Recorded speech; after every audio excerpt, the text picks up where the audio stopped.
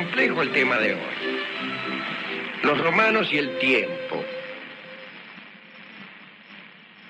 En Roma, el tiempo no tenía una categoría específica con la cual se organizaba el mundo. Digamos que el tiempo era aprehendido como definición de comienzo. El tiempo intervenía en la vida de los romanos cuando algo empezaba. Era para saber cuándo empezaban las cosas. Y además todo dependía, conforme a las creencias romanas, de la forma según la cual se iniciara una empresa. Entonces convenía tomar la mayor cantidad posible de garantías antes de empezar cualquier cosa. Y por eso la mayor parte de la religión romana estaba consagrada a la búsqueda y a la interpretación de los presagios. A diferencia de los griegos, los romanos no utilizaban adivinos, ni profetas, ni oráculos. En Roma los presagios eran dados por signos naturales, es decir, por relámpagos, truenos, el vuelo de los pájaros, la disposición de las entrañas de estos, etc. Y el término auspicio significaba observación de aves. El cielo era el ámbito de Júpiter y era a él a quien se interrogaba para dar comienzo a una acción. De esta manera es que a los romanos solo les interesaba el ápice vertiginoso del tiempo, el presente. No poseían una mentalidad histórica. No creían en un tiempo transformador de los hombres y de las cosas. Ni siquiera en una historia de la humanidad. Solían decir que los pueblos felices no tenían historia.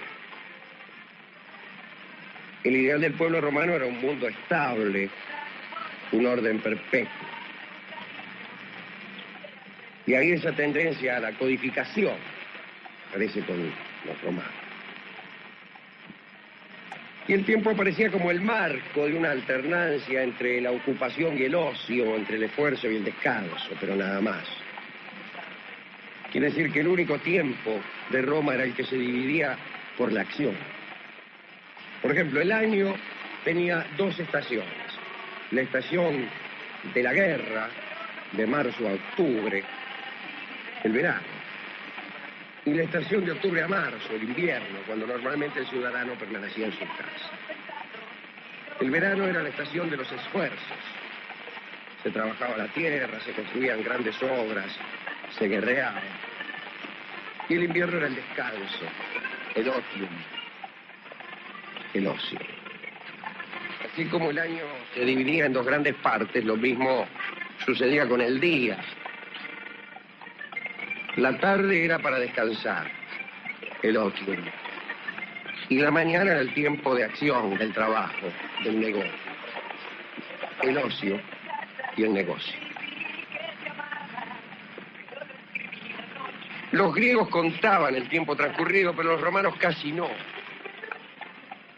Por ejemplo, en los juicios, los litigantes griegos tenían derecho a igual cantidad de tiempo para hacer uso de la palabra.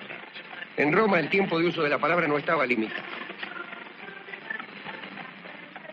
Los discursos no se sujetaban a cánones temporales. Tampoco se contabilizaban las horas. En el latín más primitivo no había ninguna palabra para designar hora.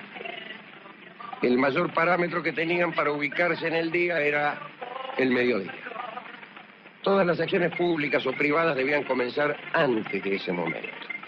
Había un tipo que estaba encima de unas escalinatas ahí en la vieja curia. Algo así era. Y andaba con una trompeta. ¿Sí? Y cuando el sol se alineaba justo sobre él, ¿sí? Cuando llegaba el mediodía, el tipo tocaba la trompeta y esto significaba que habían terminado los negocios. Para el resto del día los romanos confiaban en la altura del sol. A partir del mediodía el día era fácil de determinar por el sol, pero la noche no. Parece que para la noche sí se utilizaban unas velas marcadas, que entre otras cosas servían para dividir las guardias en el ejército. Quiere decir que los fragmentos de tiempo en Roma correspondían a una relación concreta con un tiempo que era el de los hombres y no el de los astros o el de los matemáticos. Si el sol ya no calentaba, era hora de ir a los baños o a la casa, así de fácil. Y así como el sol organizaba el día, la luna servía para delimitar y estructurar el mes. Ustedes saben que la luna da la vuelta a la Tierra en aproximadamente 29 días y medio. Así es que no hay coincidencia entre el tiempo solar y el cotidiano, digamos, de cada día, y el tiempo lunar mensual. No obstante, si se desea hacer comenzar el mes al principio de una jornada, bueno, se puede resolver teniendo un mes que no será exactamente de una lunación. Vamos, que el mes romano, que trataba de conciliar el sol con la luna, no tenía un número de días determinado, sino que variaba entre 29 y 30. El primer día del mes romano, llamado las calendas, diga que no se llamaba así entre los griegos. De ahí el término para las calendas griegas. Careciendo los griegos de calendas, las calendas griegas es nunca. Digo, el primer día del mes romano, llamado las calendas, correspondía a la luna nueva.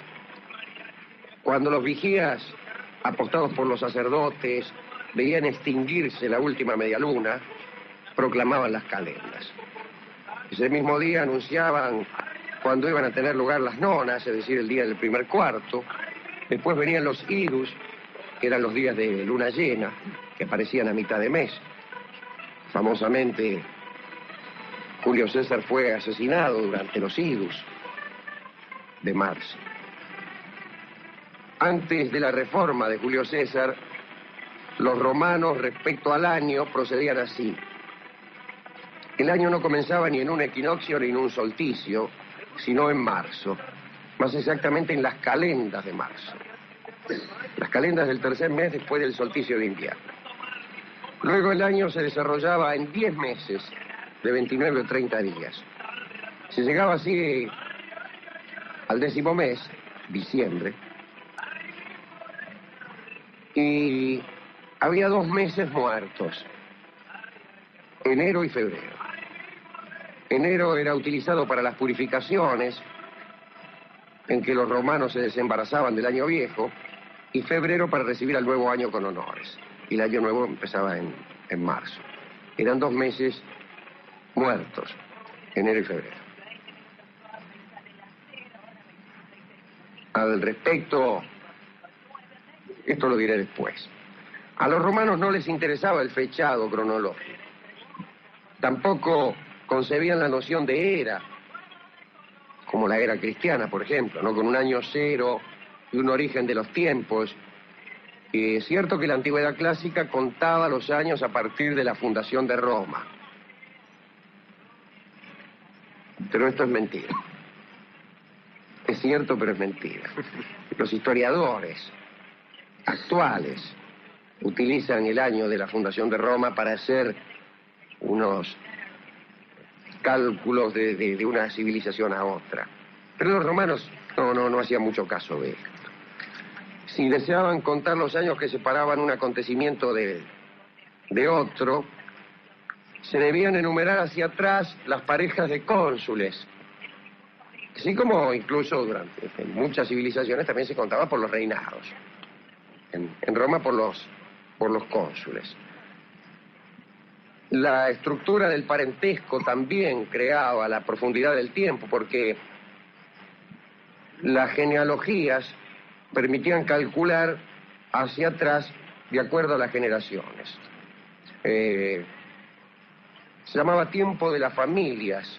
No es una cronología histórica, sino que se calculaba, por ejemplo, para calcular un siglo calculaban 6 generaciones, que en realidad daban unos 120 años. Había también un calendario político y jurídico que permitía saber cuándo podían reunirse los tribunales y las asambleas populares. indicaba los días de mercado que se realizaban cada 9 días y tenía 12 columnas aquel calendario correspondientes a los 12 meses, los 10 meses y los 2 muertos. Cada día estaba señalado con una sigla en letras mayúsculas, con una F o con una N, para saber si el día era fasto o nefasto. En los días fastos, los hombres se podían dedicar tranquilamente a nuevas empresas. Se sembraba, se celebraban contratos, se reunían las asambleas populares. Durante los días nefastos, no se hacía nada. Había también días complicados, que eran mitad fastos, mitad nefastos. Entonces se veía a la gente trabajar solo en momentos propicios. El calendario romano era informativo. Indicaba a los hombres las posibilidades que se le ofrecían y los riesgos que corrían según el día en que se lanzaban a la acción.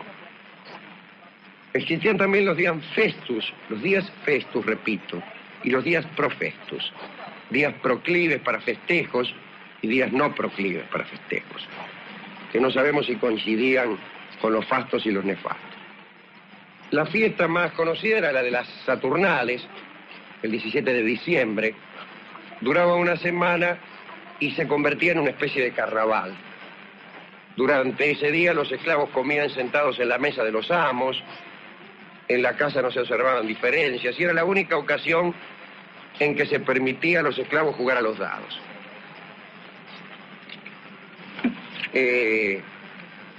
Nada era verdad ese día, ni la igualdad entre los hombres, ni los obsequios que se intercambiaban. Y el orden se restablecía al día siguiente. Esta costumbre siguió en la Edad Media, particularmente en Francia, donde había un día que no me acuerdo ahora cómo se llamaba, a ver si algún oyente culto me lo refresca, que era el día del burro, o de algo así, o del asno, de no sé qué. Donde había incluso, elegían un rey durante ese día entre los locos. No sé si se llamaba el Día del Loco. Y no sé si no era el 1 de enero. No estoy seguro de esto. Y bueno, pasaba más o menos esto, ¿no? Los esclavos daban órdenes a sus amos, etcétera, etcétera.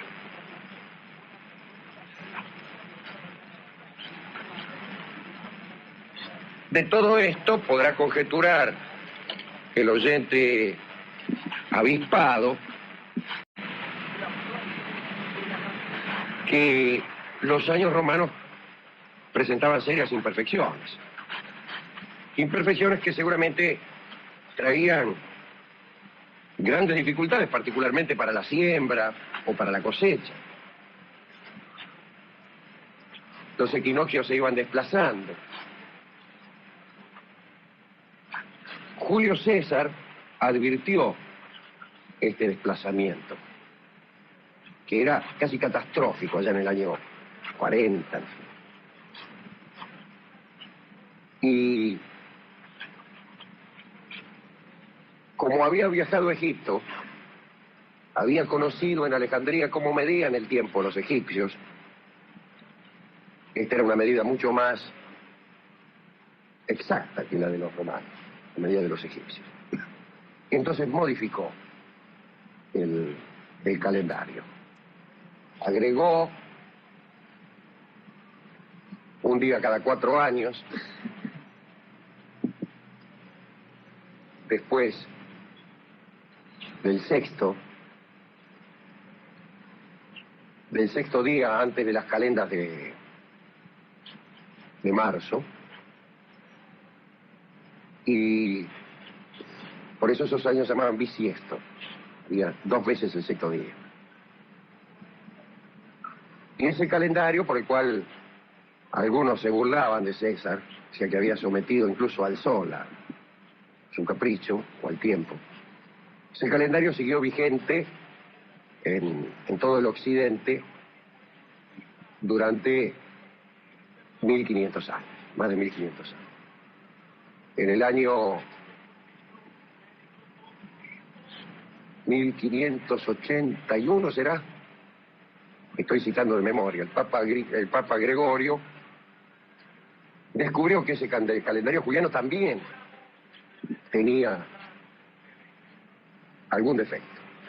Sí, no tan grosero como el año prejuliano, pero que también producía un desplazamiento. Un desplazamiento que en la época del Papa Gregorio llegaba creo que a 10 días o 11.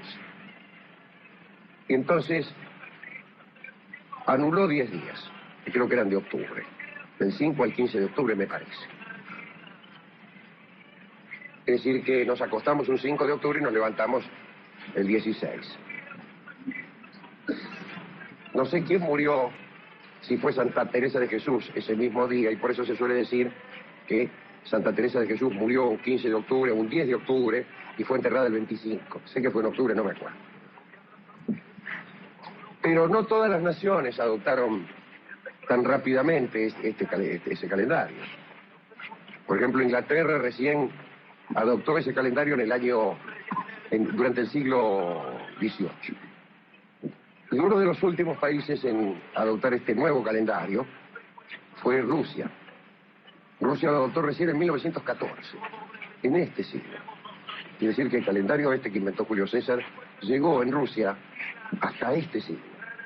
Y contaba con mucha gracia Vladimir Nabokov que él había nacido en Rusia, desde luego antes de 1914, durante la vigencia del calendario juliano. Mientras que en todo el mundo ya tenía vigencia el gregoriano. Y entonces nunca supo el pobre hombre cuándo festejar su cumpleaños. Lo cual le creaba innumerables dificultades. Esta ha sido nuestra recorrida por la noción del tiempo tan curiosa que tenían los romanos. Me pregunto a quién dedicarla. Permítame una pregunta antes, Sí. Alejandro. Esta diferencia en el tiempo de adopción de este calendario tiene que ver con el famoso error de Cervantes y Shakespeare, ¿no? También, pero no estoy seguro de eso. Ajá. Jorge Dorio insistía siempre, con mucho entusiasmo, en esa rima de la historia que consistía en que Shakespeare y Cervantes hubieran muerto el mismo día. Pero resulta que en ese tiempo el calendario español y el calendario inglés no eran el mismo. Así que es probable que en realidad Shakespeare haya muerto algunos días después. Pero yo no sé si cuando se dice eso se está mirando el día de la muerte de Shakespeare desde Inglaterra o, por ejemplo, desde Italia. Así como Nabokov no sabía desde dónde mirar su cumpleaños. Estoy diciendo que Nabokov incluso vivió toda su vida fuera de Rusia. Depende de dónde lo miremos. Si miramos desde aquí, hoy, por ejemplo, en Jerusalén, es un día de 1996. Visto desde allá es un día de otro año, 5000 y pico. Hoy en la Meca también es un día para nosotros de 1996, para ellos no. Empiezan a contar desde la égira. De manera que si no se pone uno de acuerdo acerca del año a partir del cual se empezará a contar, mal puede uno hacer invitaciones de cumpleaños. Dedicaremos entonces esta charla a todas aquellas personas que hoy cumplen años.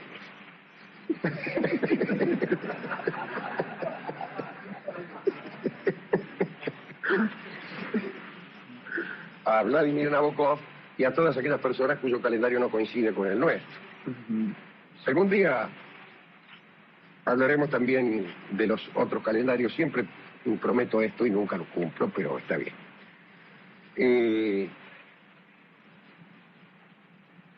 Es raro ver cómo los romanos ya a mediodía dejaban de trabajar. Esto nos deja la idea de un pueblo que tenía mucho tiempo para el ocio.